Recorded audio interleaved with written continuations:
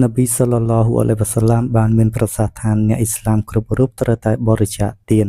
គាត់អាប៊ូមូសាបានសួរថាតើលោកយល់យ៉ាងណាដែរប្រសិនបើគាត់គ្មានអ្វីបរិច្ចាគលោកបានឆ្លើយថាគាត់ត្រូវធ្វើការដោយដៃរបស់គាត់ដើម្បី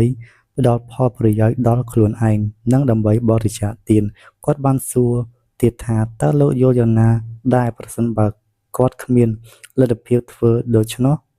លោកបានឆ្លើយថាគាត់ត្រូវជួយអ្នកដែលមានការចាំបាច់និងមានទុក្ខលំបាកគាត់ក៏សួរទៀតថាតើលោកយល់យ៉ាងណាដែរប្រសិនបើគាត់គ្មានលទ្ធភាពទៀតលោកបានឆ្លើយថាគាត់ត្រូវប្រើគេឲ្យធ្វើទង្វើល្អនិងហាមឃាត់គេពីការធ្វើទង្វើអាក្រក់គាត់ក៏សួរទៀតថាតើលោកយល់យ៉ាងណាដែរប្រសិនបើគាត់គ្មានលទ្ធភាពទៀត